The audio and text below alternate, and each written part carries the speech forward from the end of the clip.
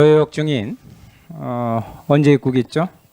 네, 이번 주 일요일 18일 날 몇 시예요? 입국했습니다. 도착. 17시 35분경으로 기억합니다. 네, 5시 35분경 대한항공으로 왔죠? 그렇습니다. 당시 기무사가 정말 안 나왔어요? 네, 안 나왔습니다. 정말입니까? 네, 부모님이랑 같이 있었습니다. 위원장님, 예, 긴급 제보에 의하면 조혁 대위는 입국하자마자 기무사와 동행해서 이동했습니다. 그러나 증인은 지금 강하게 부정하고 있습니다.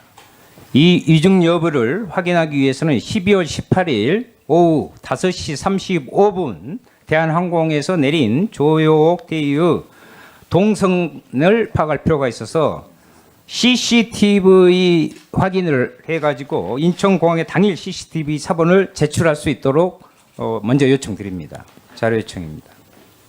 예.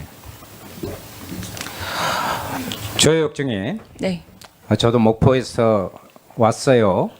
제 자녀도 그런 계통에 하고, 근데 여전히 거짓 부분으로 상당히 많이 느껴져서 확인하고자 합니다. 네, 언론 인터뷰 당시에 의무동에 근무했다고 하는 걸 다시 생각하니 아니었다. 4월 22일부터 인수인계 기간이었다 답했어요. 그렇습니다. 지난번 의무실장은 2014년 4월 16일 박근혜 대통령이 중앙재난재해대책본부를 방문했을 때 뭐 간호장교 의무실장 등과 함께 했다. 의무실장 그렇게 이야기를 하고 있고요. 대통령이 청와대 외부 일정에서 간호장교는 의무실장하고 같이 수행하죠. 보통. 외부 일정 말씀이십니까? 아니 대통령이 외부 일정할 때 의무실장이 같이 간다고 했을 때. 예, 의무실장이 예. 동행합니다. 그러면 조혁 증인 말대로 조혁 증인이 의무동이 아닌 의무실에 근무했다면 네, 당일 수행은 의무동에 근무했던 신보라 대위가 수행을 했겠네요. 그렇죠? 국내 일정의 경우에는 간호장교는 동행하지 않습니다. 아니 외부 일정에 동행한다고 했잖아요. 외부 일정, 청와대 내부 말고. 의무실장이 동행하고 간호장교는 동행하지 않습니다. 아, 동행하지 않는다. 대통령이 청와대 외부에 나가서 갑작스러운 상황이 오는데 의무실장만 나오고 간호장교는 수행하지 않는다. 이게 매뉴얼이에요? 네, 국내 행사의 경우에는 그것이 매뉴얼 의무실장한테 확인하면 됩니까? 네, 그렇습니다. 지난번 청문회 신보라 대위는 4월 16일 세월호 참사 당일 박근혜 대통령을 본 적이 없다.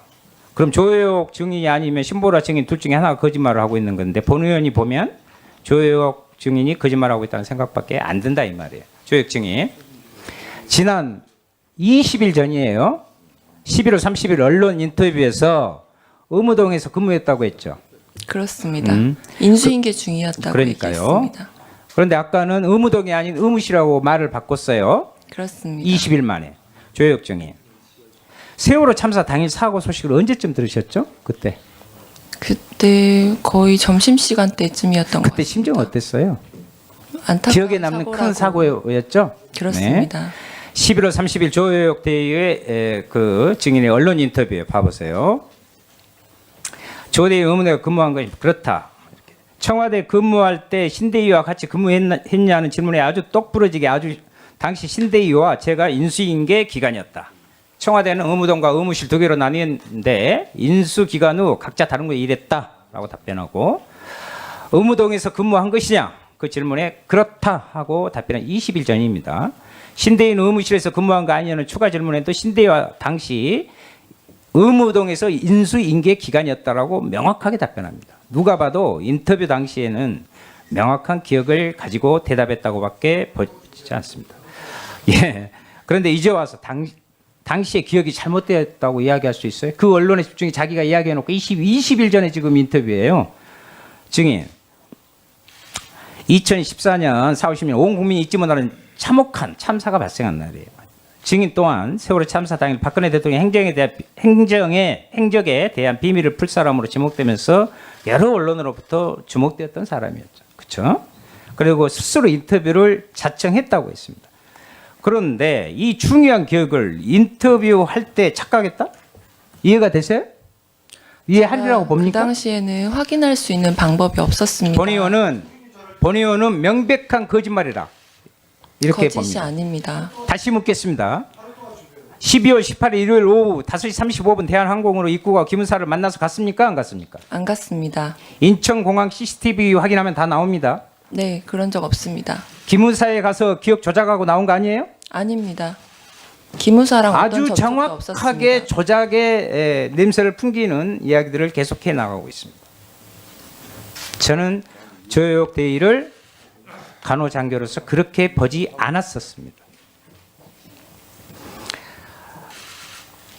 오병우 증인, 동료 의원들이 정윤회 문건을 이야기하고 그에 따른 이리 서열이 최순실 예. 이렇게 했던 부분에 예, 있어서 예, 그때는 검찰에서 허위 문서라고 했기 때문에 예. 그런 부분 부차적이다 아까 그렇게 답변하셨죠. 예. 부차적으로 봤지 그렇게 중요해. 그리고 그때 비서관이었고. 예. 그런데 여기 그 뒤로 민정수석으로 승진하셨죠. 예. 그럼 재판은 계속되고 있었죠. 그와 관련. 이번에 4월 달에 2심 끝났죠. 그 재판부에서는 직무 감찰을 위해 작성된 문건이기 때문에 대통령 직무 수행의 하나로 작성된 문건은 맞다. 이것이 2심 재판부의 판결이에요. 그때는 민정수석이었어요. 비서관이 아니라. 그런데 그로 인해서 조홍천 지금 의원도 무죄로 해서 선거에 나가게 됐습니다. 지금 증인은 그때는 민정수석이면 재판이 진행되고 있는 부분을 계속 지금 허위 문서니까 아무것도 아니다 이렇게 허위 은폐하려고 하고 있고 지금 그렇다면 직무유기에 해당하는 게 명백히 이 재판부의 판단으로 지금 확인된 거예요. 지금 유출 부분이 기소가 돼서 유출이냐 아니냐 그 부분이 지금 지금 아까 여러 동료 의원들이 질문을 했을 때 검찰에서 정윤의 문건을 허위라고 했기 때문에 그 부분에 대해서는 난 신경 안 썼다. 그건 부차적인 문제였다. 계속 그렇게 발언을 했는데 그 법원에서 이 판결을 내렸단 말이에요. 민정수석 때. 이게 무슨 말이에요? 그 법원 판결은 유출 부분에 관한 판결입니다. 예, 윤수아 의원 수고했습니다. 다음 제보 충질이 때 예.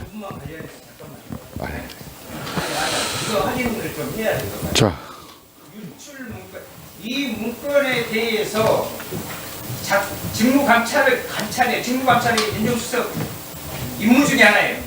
작성된 문건이기 때문에 대통령 직무 수행 하나로 작성된 문건은 맞다 하고 재판부가 이렇게 판단을 해서 판결을 내렸단 말이에요. 근데 그것이 유출이라고 무슨 이야기예요? 이 문건에 대해서 얘기하고 이렇게 내는 거예요.